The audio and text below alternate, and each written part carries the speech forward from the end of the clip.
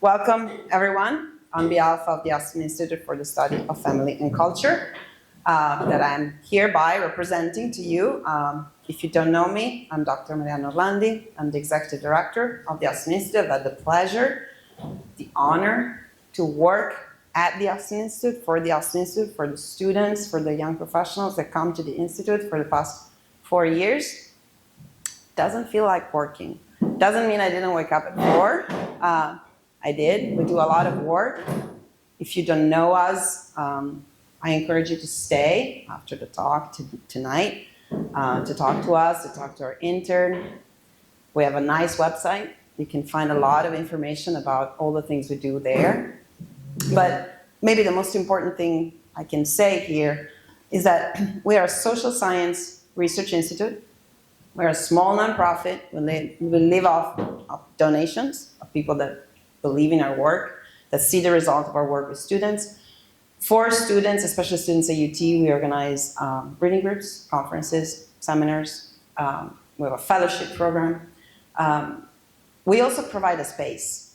We have a little house, beautiful house, just north of campus, where students can come, where they feel like at home. There's a dining room, there are couches and sofas where we stop and chat, and we talk about the things that matter, that usually are not talked about. Now, why doing something with St. Mary's? Are we a Catholic organization? No. We happen to be, most of us, the people that work at the Austin Institute, happen to be Catholics, but that's not the characteristics of our mission. The work we do is a work that is meant to talk to reason, and we strongly believe that faith is a gift, and we can't force it on people. Some people have it, some people will get it later in life. But there are a lot of truths about the human person, about marriage, about the beauty of kids, that one can get just by using reason. So that's what we usually do. Now, why doing something with St. Mary's then? Well, because most of the speakers that use reason well also happen to have a lot of things to say about religion. And so for this year, we decided that every time we would bring a speaker like that to Austin, flying in, lodging in somewhere here, we're also going to find a religious space where we can host a more religiously, a talk with a much more religious content. So this is the case for Father Regoli, whom I'm going to introduce to you. His CV is pretty impressive, so I will need to read, even though I've known him for a few years. Funny enough, we met in the United States, because that's where everything meaningful happens. So with Father Regoli today, we have, I thank St. Mary's and Father Daniel for hosting us. I thank you for being here, but I'm especially thankful to him because it started this morning by celebrating Mass at St. Mary's, then gave a talk at UT on the international relationship of the church in English. He's gonna now give this book presentation for us, and tomorrow morning is also gonna talk to our undergraduates. So if the Eucharist doesn't give him special powers, I don't know what does, but I think it's evidence that the sacraments work. So that said, tonight's event is gonna be a little bit of what we do in our podcast. So it's gonna be me more asking questions to Father Regoli, which we thought might even help in case he cannot think of a word in English. I'm going to try to come up with the translation. And so now introducing him to you, to those who have not read the website or memorized it now. Professor Regoli is a full professor of contemporary church history at the Pontifical Gregoriana University in Rome, and had, till yesterday, of the Department of Church History. He was the head of it for 9 years, so it's not that, it wasn't just a month. He is also editor of Archivium Historiae Pontificie, and his areas of research include the history of the papacy, the Roman Curia, and pontifical diplomacy from the 19th to the 21st centuries. He's member of the Commission of New Martyrs, Witnesses of the Faith, at the Dicastery for the Causes of Saints at the Holy See, and a member of various scientific committees and organizations, including the Advisory Committee of the Kushwa Center for the Study of American Catholicism of the University of Notre Dame. And if I didn't read that, I challenge anyone to remember it. So it's a member of the Scientific Committee of the Tribunal of the Apostolic Penitentiary for the Organization of Historical Conferences, the Centro Studi di Cultura Cristiana of the Giorgio La Pira International Center of Florence, and many others, which I'll just leave out. He has written, co-edited, co-authored 22 books, and he is working now on the 23rd, right, the International Relationship of the Church. On top of, the 22nd, I think, was the one that we're gonna talk about tonight, Beyond the Crisis of the Church, the Pontificate of Pope Benedict XVI. So, after this introduction, if you want to join me. Thank you.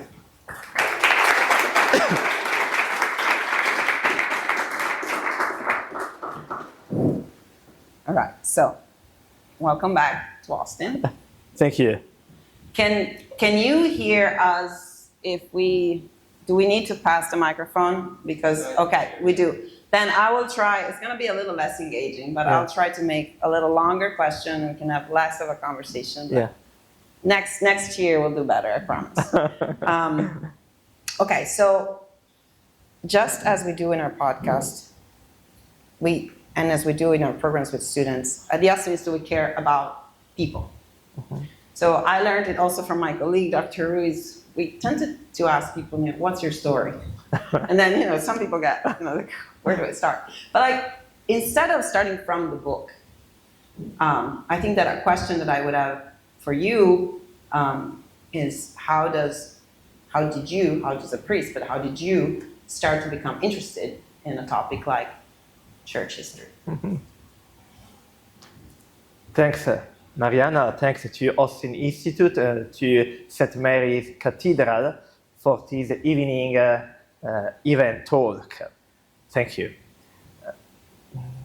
For your question, do you have a passion in your life? Sometimes you have a passion in your life. You don't know why, but you have it. So for me, the history is a passion in my life. Maybe I can remember some experiences in the past. I remember when with my father we went to visit a museum, to visit expositions.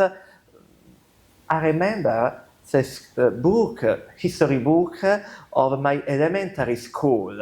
I remember images, pictures. I don't know why.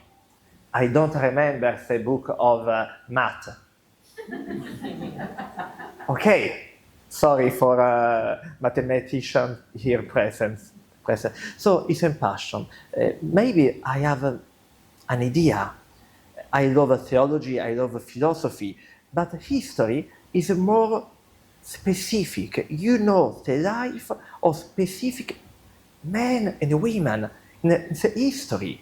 In philosophy, you can have an idea of the general of men and women, of human beings. In history, you can know specific topic, specific men, actions, ideas. It's not a dispersion in history, chaotic, but you can understand the motivations, what's happened in the past. So for me, the history, to study history, is a possibility to know the heart of life. Okay, I think I'm satisfied with the answer. Hope everyone is.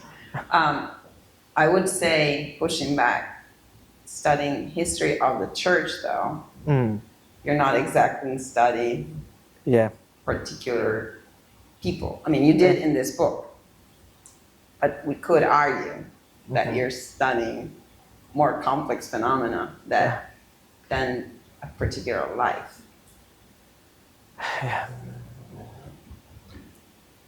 Church history is history, it's not theology.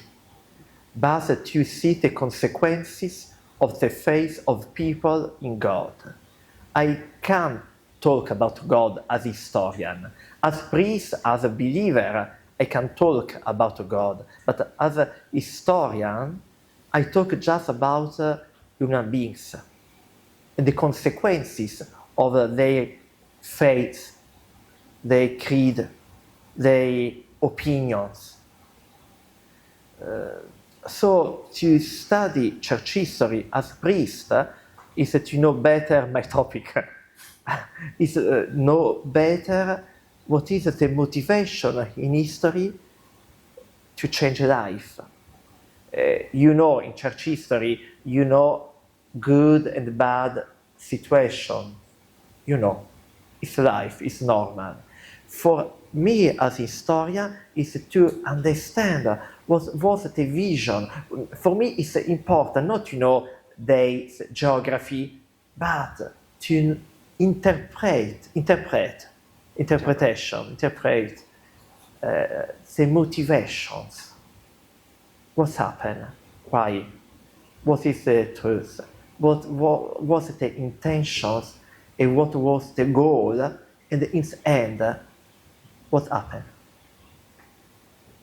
So on that vein, and before we come into the book, what, if you could, what would you name as 2 or 3 of the most common misconception that popular culture has with respect to the church and its history?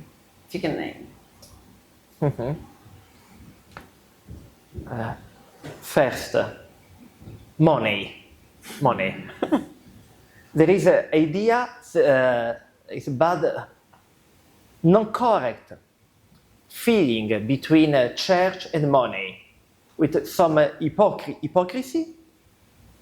There is not good understanding about spiritual life of the church and is life in the history, in the world. So sometimes you can hear some critics about church, about indulgences and money, about money and building of churches or of the structures.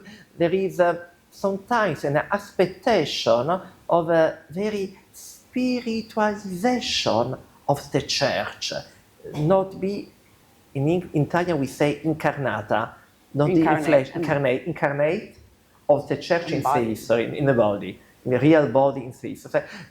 First, misunderstanding relation between church and money. Another problem is relation between church and the power. Normally you can read in some newspaper or to see TV what is the power of Vatican, the power of cardinals, the power of bishops.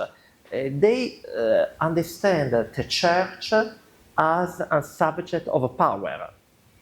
Yes, the church has a power, but not as a state, not as another society. So there is a real power, but it's different. The real power is about moral, about spiritual life. Because the real motivation, we talked today with some students, religion, every religion, Christianity, Catholicism, can give to people right motivation to take good decisions in their life. You can imagine also your representative in politics, or when there is some people in financial questions. The religion can give the goal of your work, the horizon of your actions. So sometimes people don't understand the relation between church and the power. It's the power of change the situation. Thank you. You didn't mention the Inquisition, but I'll leave it for another time. No. No, it's okay. So as a lawyer, I tend to gravitate towards that one. Coming to the book, because that's why they're here. Because Okay. because the question about Inquisition is a stupid question. Because it's always the same. But in the real life of the people, there is a meeting with the institution, the school, the parish, there is an experience. And what is the general opinion about church? I can take another very delicate point in the church, in states and other part about abuses. What is idea of the power of the church? So for me, the first point in history, in our moment, is to explain what is historical power of the church. And not just Pope, cardinals, bishops, but also religious life, congregations, communities, lay people. So I prefer use another word, is complexity. We have to understand the complexity of life and the church. Sorry. No. Not Inquisition, not other topics, I don't know, Okay. Crusades? Crusades, no. Okay. I think we're satisfied. And I think you started to answer to my following question, which is the one, when people write a book, the first question is, what prompted you to write it? Mm-hmm. And who is this book for? Mm-hmm. First motivation, lies. Why lies? I remember it was 2013, the first weeks after Benedict XVI's resignations.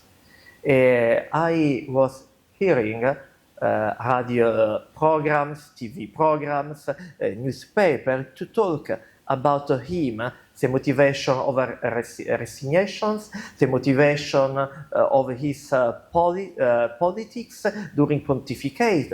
And I heard a lot of stupid positions.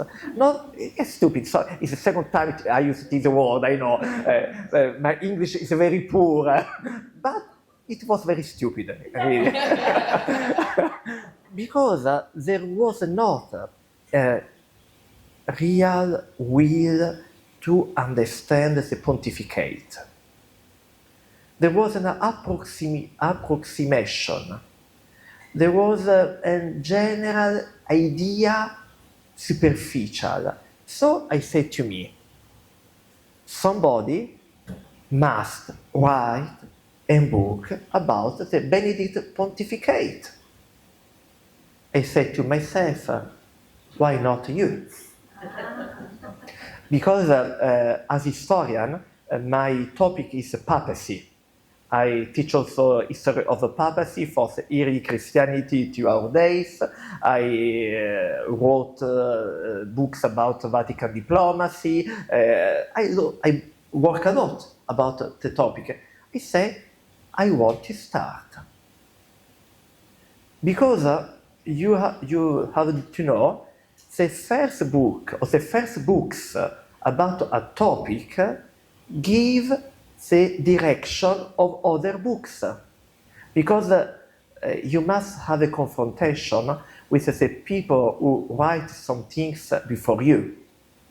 You can't be ignorant of other publications. So for me it was important to give the first interpretation. I say to myself, you can try. So to the question of who this book is for, that would be for like you're shaping the cultural answer, the culturalist. You want to shape the vision that other historians have. Is it a book that lay people should read to figure? I mean, I think that everyone can read it, but like, Yeah. Who was your audience? Which audience did you have in mind? Students and colleagues, people with culture, general culture, believers also. When I write a book, I think always to be in a scientific community. So when I choose one word, one adjective, I have to think, is correct, not correct? Every people can agree or disagree, or if disagree, I have a good motivation to use or not. So it was a general audience. I was happy after publication to know the people, a lot of university students, the book, people of different generations, young, adults, oldest. Yeah, I reached my goal. I'm very humble, you know. Yeah. Well, just to make you more humble, I forgot to mention one thing that is very important, that I first met you with one of your students in Rome with whom you had just started Wisdom of Faith, which is basically what we try to do with the Austin Institute, but like very, in-house thing, a few students, and now you have 3 bases, Rome, Milan, and Vienna. Yeah. And it's growing. And you also became the national representative for the Catholic university student body in Italy, which there are many. Association, It's not like just so- one. Yeah, I mean, there's like not many Catholic students left there, but there's still a few. So anyway, this is just for your humility and for our audience to be, your legs can start shaking. Did Benedict XVI ever read a draft, the whole book? Did you get, or did you actually ever meet him? What was that like? During the scripture of the book, I never see Benedict. I never asked to him opinion, but after publication, I went to visit him to give a copy of a book. And he was very interesting and curious of my book.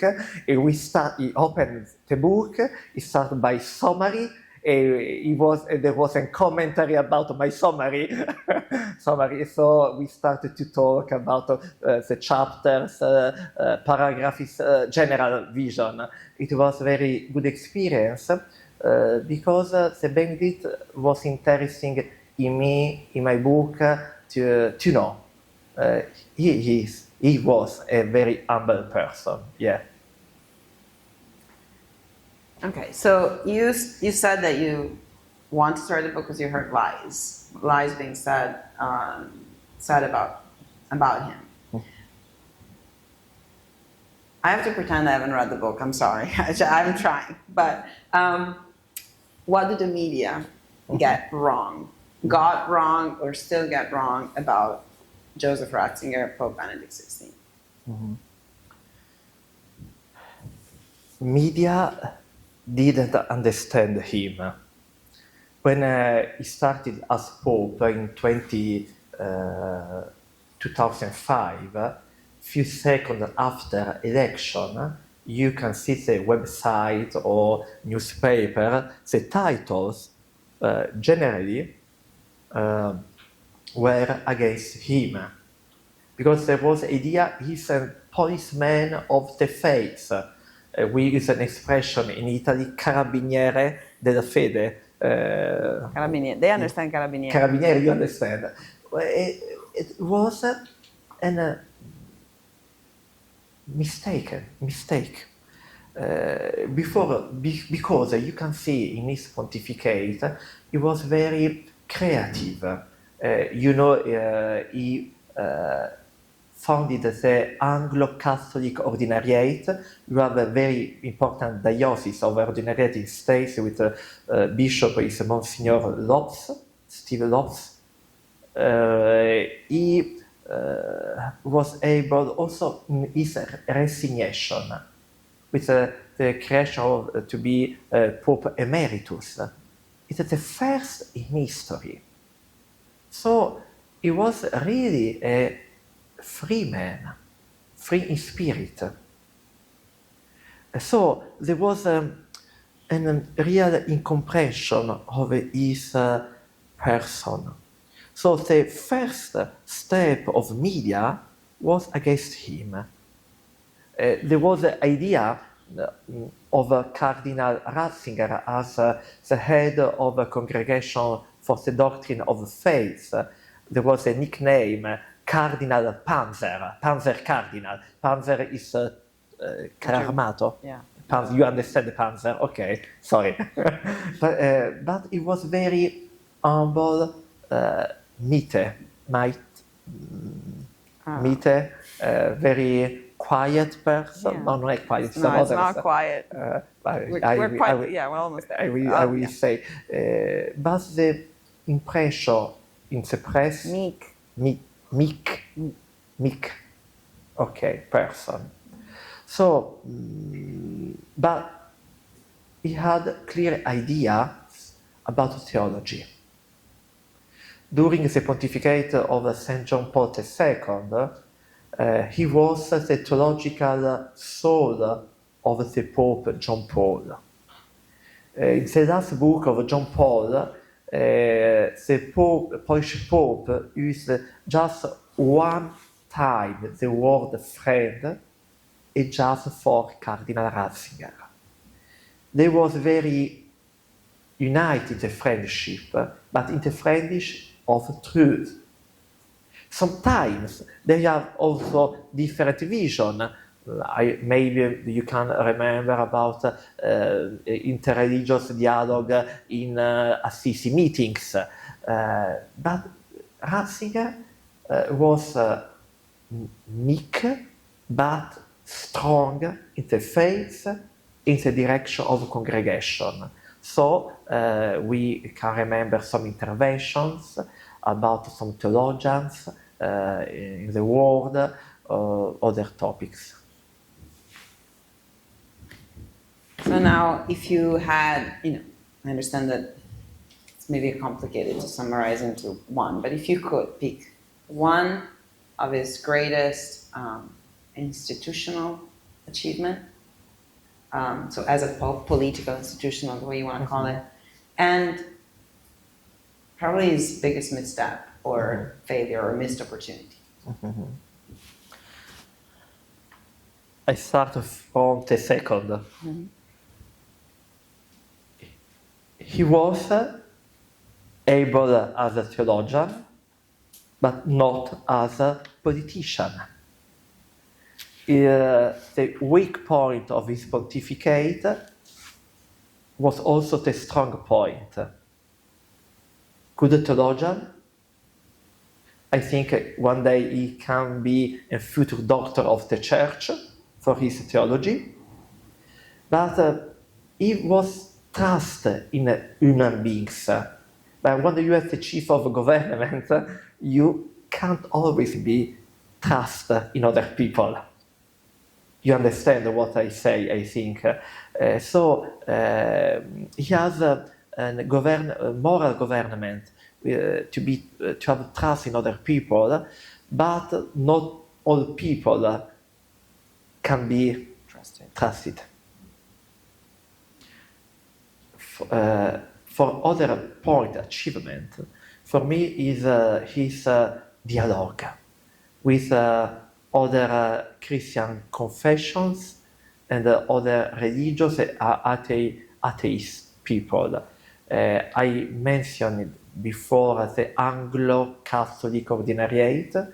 It was a new institution in history, not more before. What was the interesting idea?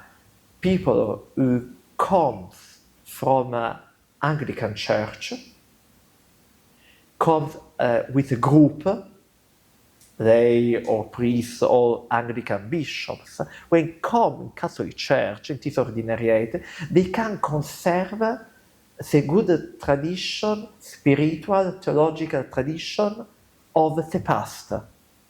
Not all. There is an interpretation, there is also good evaluation of other elements in other Christian confession. Those elements coincide Catholic Church with Anglo-Catholic Ordinariate. So it was creative. Also in liturgy, time Vetus Ordo et Novus Ordo. It was a new situation. So he was not afraid to take decision. He was not a politician, but he was a man of power. He takes his responsibility as Pope to decide for the good. So another point, also as a legacy, is his thought. It is his magisterium. books, articles, speeches, homily. If you take his homily, you can, until now, after 11 years of his resignation, also in his text of 60s or 50s of other century, you can see is also now a life text. In the end of 50s, he talked in the radio about the presence in the church of pagan. In the 60s, it was when the church was still strong, with important structure, with a power, real power, he started to talk about the future of a church as small communities, dynamic, creative communities. It is communities with a good organization to give to others the gospel. So he has, as intellectual, as a theologian, as Pope, a vision of the church, society, and he gave a proposition of the church, of the life church. He has a clear idea of Christian friendship. Once, to give an answer, a boy, 10 years old boy of First Communion, about Christianity, the question was about Christianity, he said, Pope Benedict said, we have to start to create oasis of Christian friendship, island, archipelago, the vast territory of Catholic friendship. So the personal relation was the point of the start in faith, in culture, in society. So when we stay in a society of war, of died, the answer of Benedict was the Christian friendship and joy. I mean, it confirms, it validates our work with your group of students, our group of students, right? Being small communities, you know you're a minority, but there is something. Also, I think, and just to mention, underline something you just said. There is something about Paul VI, about John Paul II, about Benedict XVI. They're prophetic. Mm-hmm. Like you read what they wrote, and 60 years, 100. Some people just say, you just need to be smart. There is like, I think there is like some kind of prophecy, like some kind of vision of what is going to come, that they somehow anticipate, which can speak of like their qualities and how holy they are. Speaking of the failures, that I know he acknowledges, because he says, I'm more of a professor. So he always knew that he was not a politician. He didn't think that he was the great politician. But I know he tried to reform the Roman Curia and to save some money, like simplify, because I mean the Vatican has grown. The modern state is a problem everywhere. It's not just the Vatican. It's like every state has this, the deep state, the more administration, the more office. So was he unsuccessful there because of his own flaws? Is anyone ever successful there? I mean, I know that Francis reformed the Curia. Did he accomplish things that Benedict had started? Did no one actually accomplish anything, and everything needs to change for everything to remain the same, as the famous book says? I don't know why, but there is always problems with Roman Curia. In every century, we have people to ask a reform of the Roman Curia, but I teach also a class about history of the Roman Curia, so I love the Roman Curia, but I'm in minority. But there is always a distinction in history between Pope and institution around him. So the Pope normally is a good man, and the institution is bad. But it's a general approach. Second step. There is another idea in the church history, also nowadays, we talk often about the reform in the church. What is a reform in the church? Reform is a term with two different meanings. The first, reform, is give a new form, reform. The other meaning is to give an old form. The reform normally has two directions in the future. One new thing, or in the past. We stay in a situation of sins, we must to come back to early Christianity, to the time of Jesus, the time of apostles, of the first century, or the first centuries. Or there is another direction in the future. We now we understand the true church, we can understand the true direction. So, when we talk about reform, we have two interpretations. As the topic of a reform is always present in church history. It's a beginning, but specific from second millennium in our days. Also, if when we talk in our communities, in parishes, we talk about we have to change some things to be more welcoming, to be more welcome, to be more friendship, to change. This level is also in high level to reform Curia.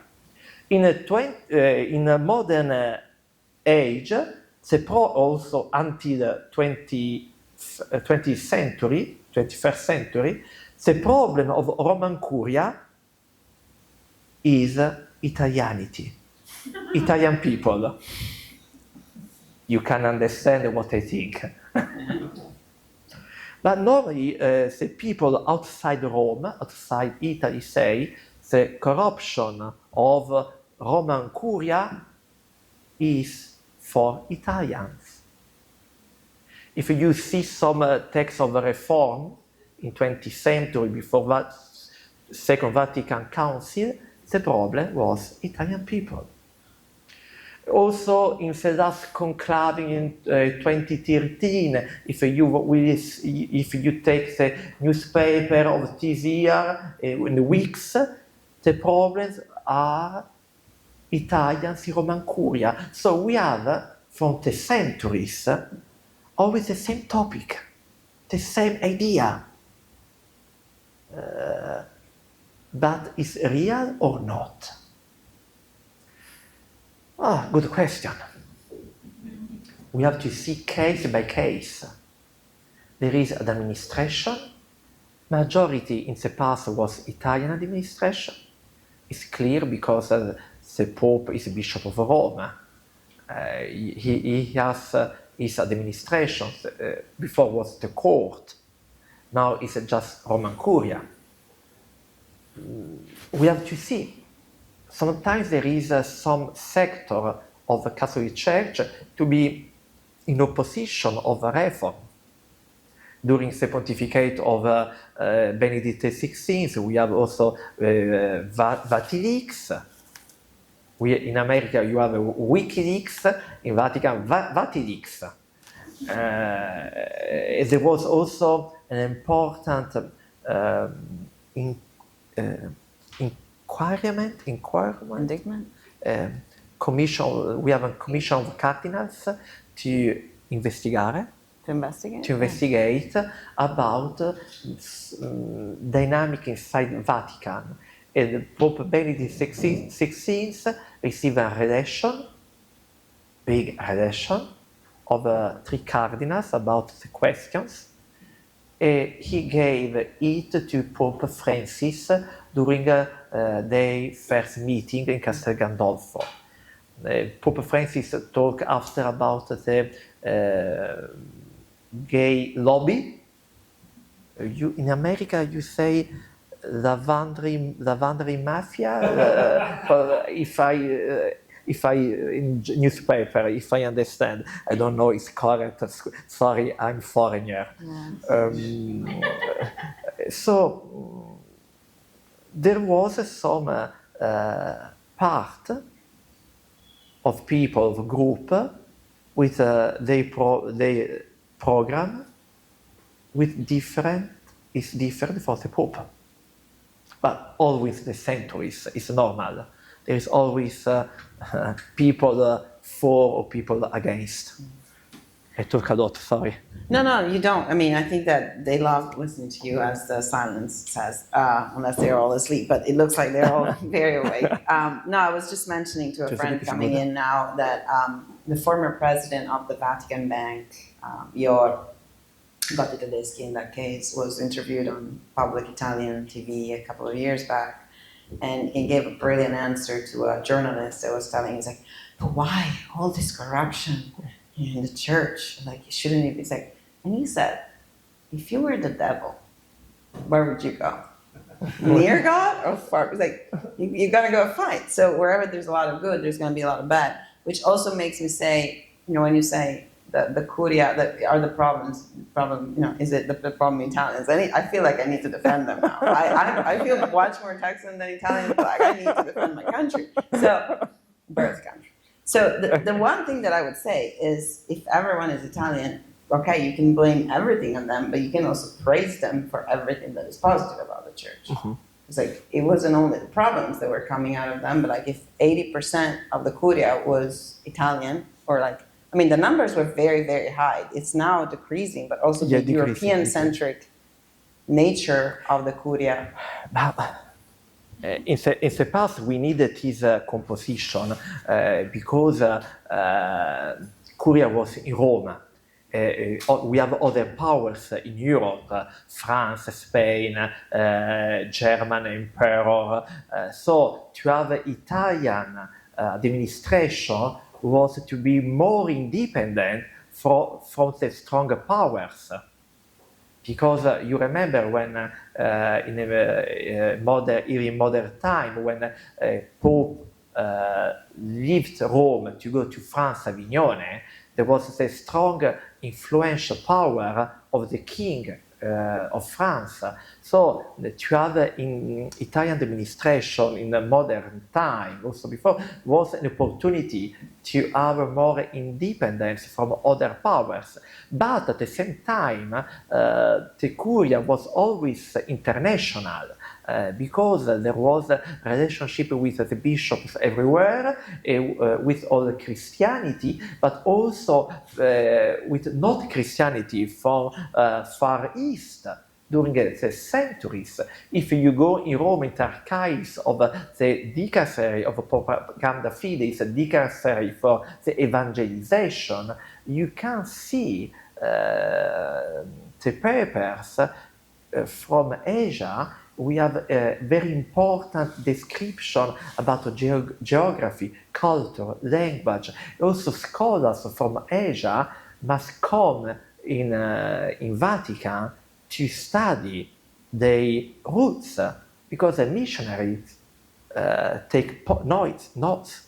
So, Vatican is very Roman, very Italian, but always less. It's always international.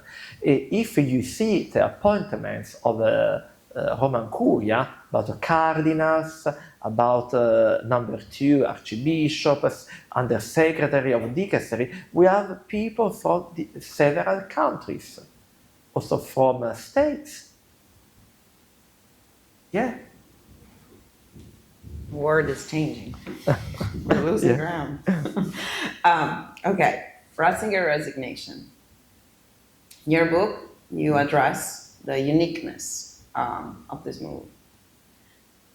What else could be said about it? What else would you like to tell this audience about that action, that gesture that was, again, unique in history? What is unique? Resignation? No.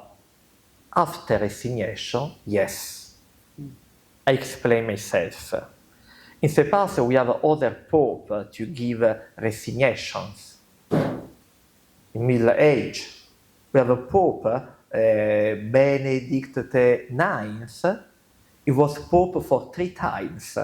First time after he gave resignation, he was re-elected. Another resignation or deposition is not clear because we have not always clear sources. He was pope 3 times. We have also other pope to give resignation in the past. The more known is Pope in English, Celestine V. So, no news under sun. What is really new in Benedict's resignation? Not resignation, but the time after resignation. Because in the past, when a pope gave the resignation, he come back simple bishop. The successor maybe can give him another time the title of cardinal. But Benedict used another title, not bishop, not cardinal, but Pope Emeritus. It's the first time in all history. The new is this situation. You have, remember, we have not the canon law or a constitution or other specific disposition about the life of Emeritus Pope. So, the past 10 years, the cohabitation between Francis and Benedict was an example for the future. Because Celestine V, after his resignation, was closed in a chapel by his successor. Closed, yes. Locked.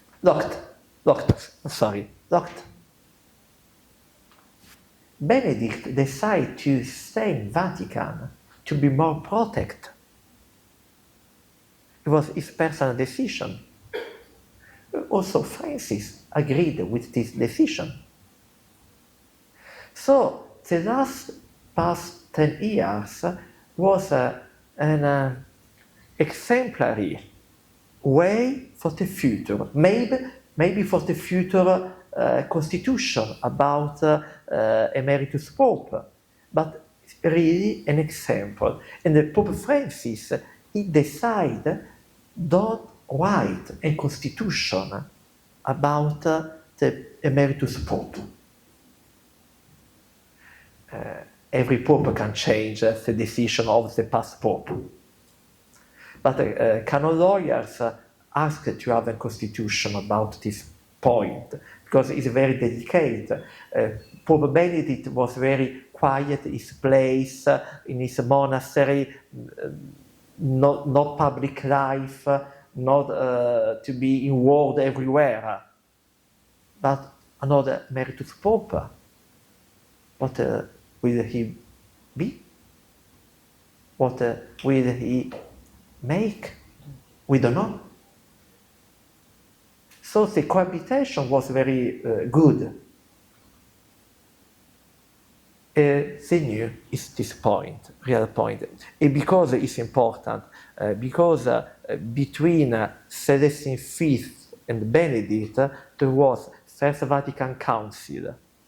It is the council about the power of the Pope, about his infallibility in teaching, not personal infallibility, but infallibility in his teaching as cathedra under determined conditions, supremacy power in the church. There was Second Vatican Council.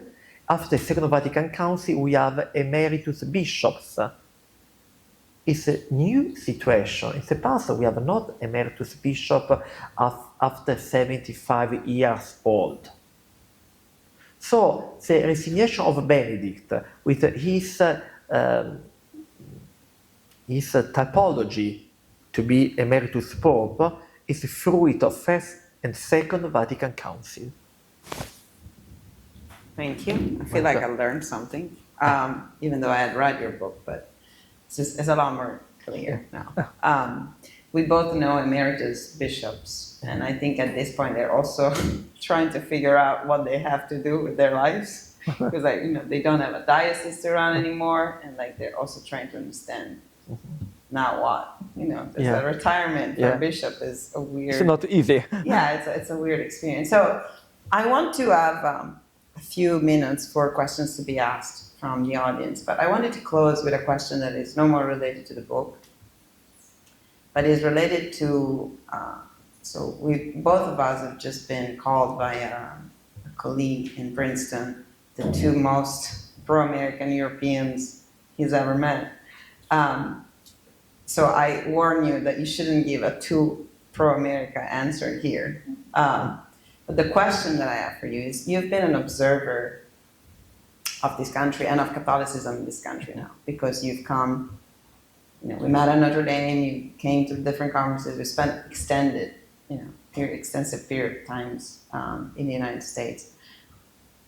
So my question would be, what can American Catholicism teach Italian Catholicism right now? And please, vice versa, what could Italian Catholicism teach American Catholicism right now? Thank you for your question. It's personal answer, clearly. I appreciate a lot your country and your church for your liberty, free speech. So it's possible to have a stronger confrontation in public square, to look, to see, to watch for the truth. Maybe I'm too romantic, but you are very open to reality. And the Catholic Church in America, for me as a European, as an Italian, is a young church. What is the meaning of a young church? A church with energy, dynamic church, with pride to be church. When I talk with university Catholic students in America, I met people proud to be Christian, but proud to be Catholic. Not afraid.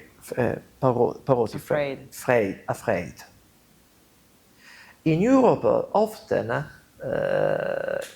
Catholic students are more in catacomb, careful to justify themselves to be Catholic.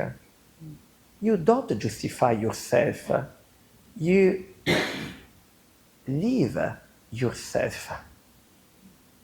And for me, it's an important point. You are not afraid of the future.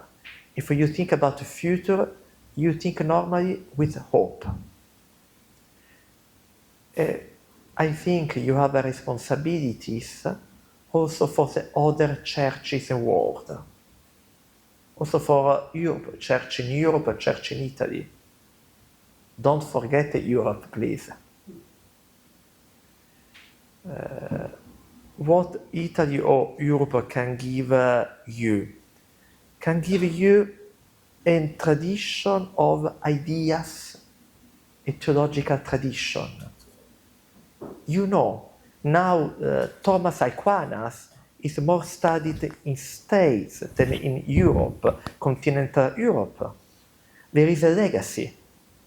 But the legacy must be in life, to be living tradition, living legacy.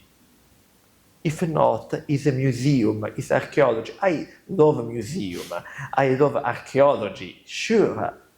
but according to life, to faith, we prefer living life, living legacy. So the Church in Europe has the responsibility of this old tradition, but you have a responsibility to translate the tradition for the future. And this responsibility is two sides together.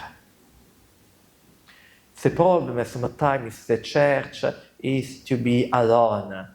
Everybody goes in his personal direction. As a church, we have to remember the community life. So to support each other and to walk.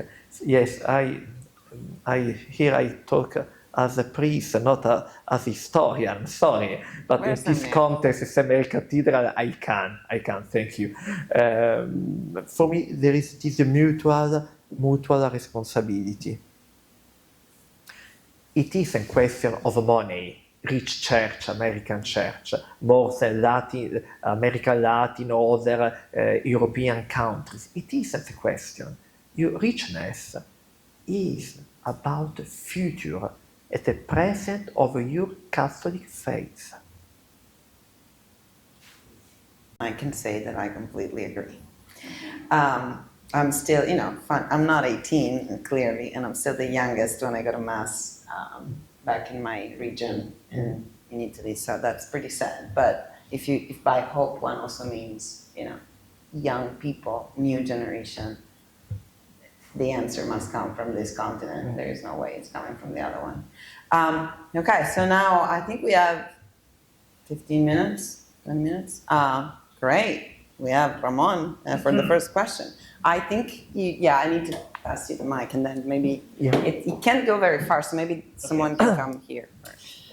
So, in the Austin Institute, we have talked many times about the role of the church here in the US compared to what it is in Europe. But in the past, in Europe, the church had a different presence in the society, maybe closer to what nowadays it's in the US. So,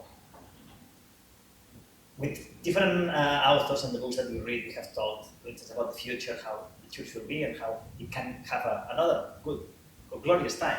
But I would like to hear from you some self-criticism. And what is like the main thing that the church has done wrong to lose? What is the main thing that the church has done wrong to lose its influence in the European society? Mm-hmm.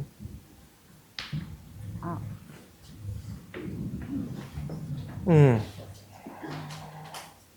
One, not more. Yeah. One. The first point was to be naive. I explain. The dialogue is a relation between two people with different opinions. And we start with different opinion. If there is difference, it's not a dialogue. So in the past decades, often the church was looking for be more acceptable in society, more nice, and started to talk less about some points. If you are similar to other, your presence is unuseful.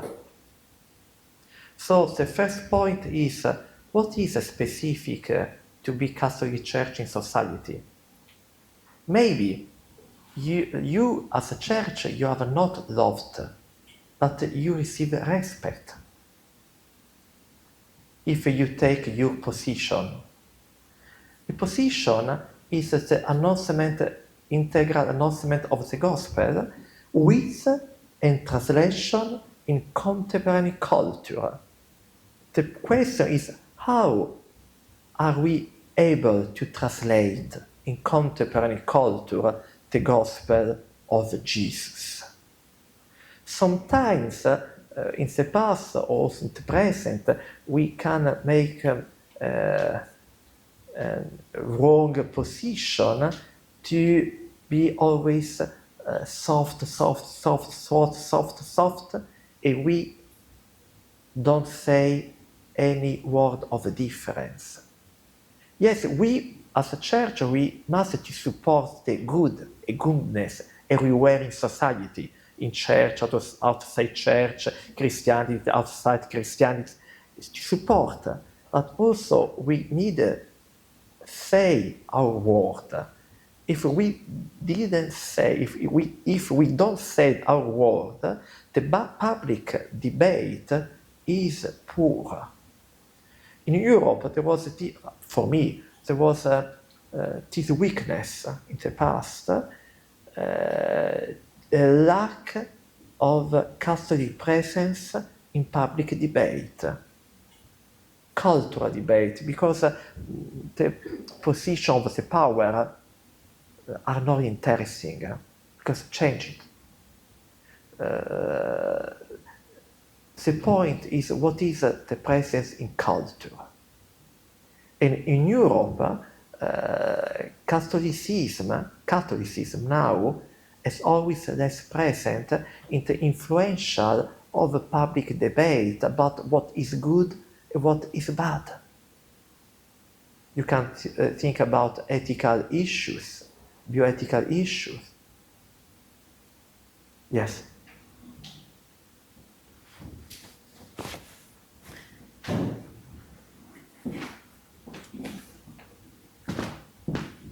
Hi, thank you very much for being here. Thank you.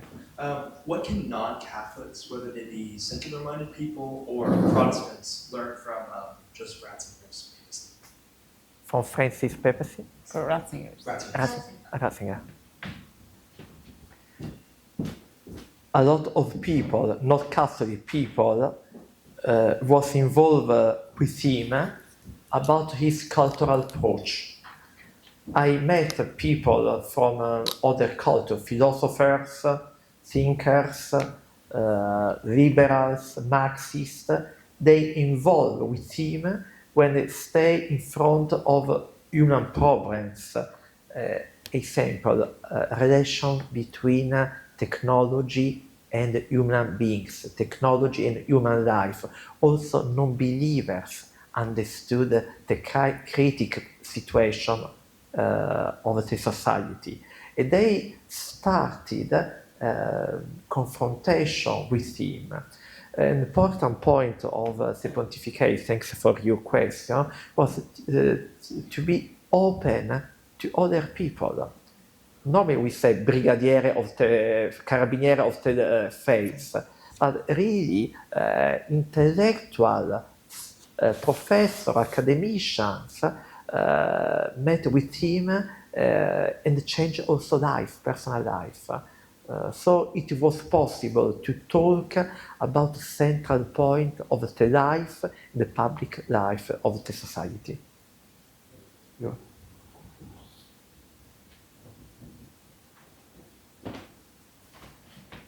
So you briefly mentioned Vatican I and Vatican II and their teachings on the papacy. Can you comment on how the popes since Vatican I up through today, how the power and influence that they have compares with the teaching from those Francis? Mm-hmm. Thank you for your question. I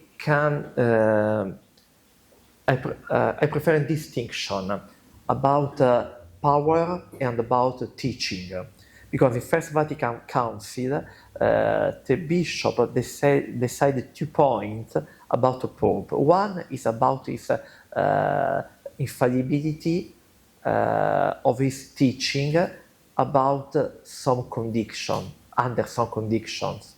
Ex cathedra, about faith, about moral, about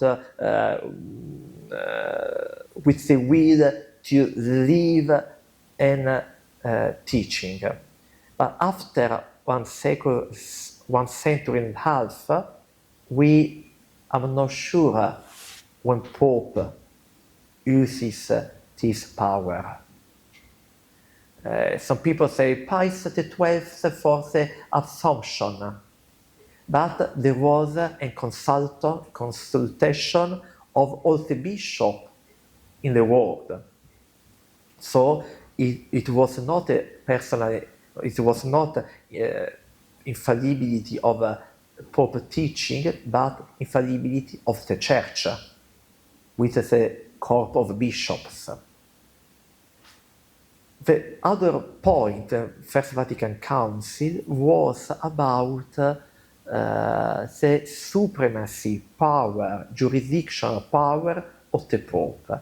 This point, less discussed, was very important, maybe more important, because now the Pope, in the last 150 years, has direct power on you, on me, on your bishop, on cardinals, of every Catholic in different rights. So before was just an idea of Roman theology, the power of the Pope, but in Middle Age, but not in modern age. If a king decide to stop a letter of the Pope or a decision of the Pope was possible. The power of the Christian kings, Catholic kings, queens, it was very powerful point. But now, with the First Vatican Council, inside the Church, the Pope has power on every singular believers. Example, Pope appoint bishops everywhere. Until 1 century ago, and also before, the majority of appointments of bishop came from by the kings. You know the history of the appointment of the first American bishop in Baltimore. It was in the end of the 18th century. And we have the first bishop in Baltimore, John Carroll, if I don't make mistake.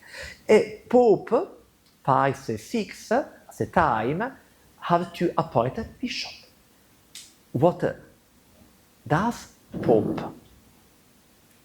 He asked to American Congress a name for appointment. American Congress is not our matter, because there is separation of the power. But the past, no. In our days, just in 2 dioceses in France, the president of the French Republic appoint bishops. And maybe in China, with the agreement of 2018, we don't know this agreement, but there is, for what we understand from newspapers, the political power as this power. So, this power of the Pope comes from theological vision of First Vatican Council. So now one of the last rules of Roman Curia, if you bishop decide to found a religious congregation in your diocese, he must ask before Rome.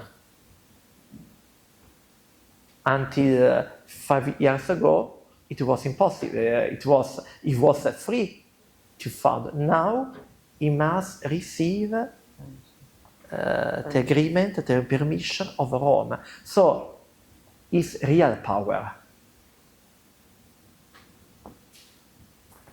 Say one more question. Maybe two if you're really going crazy. But I have a question. Thank you. So you mentioned that in Europe people are in the catacombs because being afraid. And my question is, I have a sister that lives in France, and she's afraid of listening what we were not taught in the pulpit. So when you're afraid of something and you go to hide, it's because you don't want to expose yourself or do not want to offend God. So if that is happening in Europe and we feel it here too, what is Pope Benedict XVI's teachings, and in your book, the title, which is, it's very powerful, it's a very evident thing that we all are sensing. What do you feel that the US, I'm from Mexico, and what I see here is reverence. What happens here in Mass does not happen in Mexico or in Spain. Just receiving the Eucharist is more reverent than anywhere in the world. So what is your expectation as Americans teaching others to stop this train from unrailing? Because it is, as a Catholic that is seeing that, families just leaving because they don't find truth, consistency, what is the crisis that in his papacy we are reflecting now?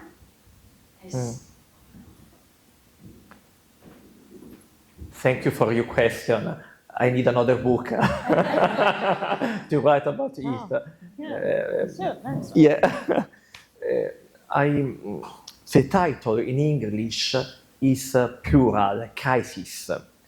In Italian is singular, crisis. Yes. Yeah. So we went from a long time of several crises. If you talked before about Paul VI, John Paul II, Benedict, if we see the time of the conclave, we can see always the same issues in the talk of cardinals. It's first issue, faith. Lack of faith. Second problem and issue, lack of hope.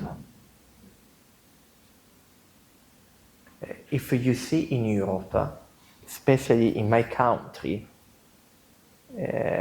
we have for every woman 1.3 children. What's the meaning? Not a future, not future for that society. It's a demographic crisis from negatives. Normally, for the future, you need more than 2 children, 2 point something. So there is a spiritual problem, faith and hope, but also an human problem, hope. So we have a cross of social and spiritual issues at the same time. You're right, when I come here in States, you talk about reverence. You're right. So the reverence to receive communion. Reverence to pray before and after Mass. Mm-hmm. Here I see more than in my country, in Italy, or also in other European countries. You were talking about France. France, as a Catholicism, is very in small numbers, but the last year we have many good number of young adults baptism. It was a surprise, thousand. I don't know the future, but we have to restart with the simple things. I restart by faith. But restart by faith, you must restart by prayer. Who teach the prayer of the children, parents, there is a family, grandparents. In Italy, I was surprised when I started as a vicar priest. 20 more years ago, many boys and girls in Paris receive their Christian formation not by parents, but by grandparents. By what is better? By grandparents. So we need now in an intergenerational alliance. Parents, grandparents, nephew, grandchildren. Grandchildren. It's just an example. You. Yeah, I think we need to chat. We all need to chat with each other and share. But I want to thank again You. Father Roberto Regoli, Professor Regoli, for his talk. Before we disperse and chat and continue the conversation, I genuinely want to thank you, and I want to add to what you said about starting back from faith. Yes, as a priest and as a religious community here, we can start from there. I would talking about the Austin Institute work we do there, we can start by friendship and testimony. If people see your smile, they want your smile. So if God works in your life, other people are going to see it. And by building friendships, spending time, beauty and truth are attractive.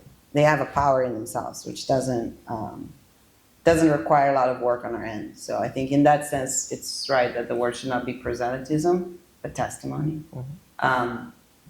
So I think we've seen friendship work and work very well in making stronger community, changing lives, bringing people together.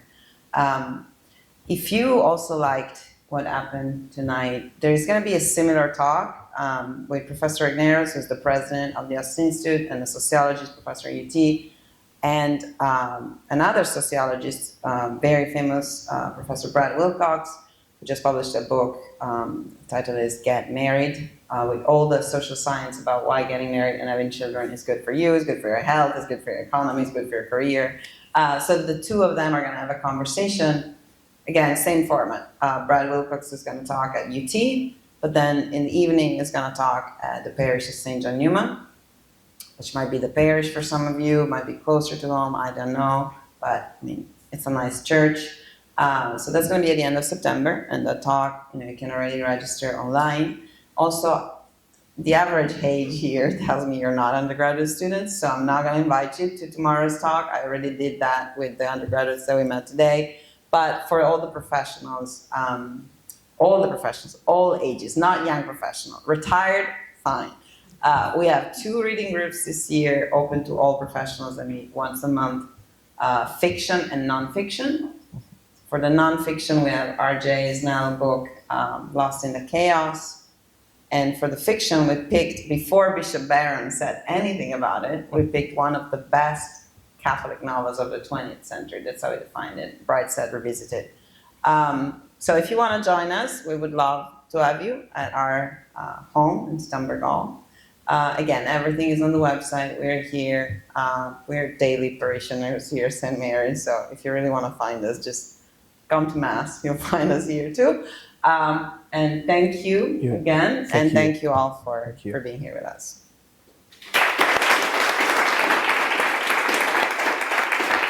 Thank you.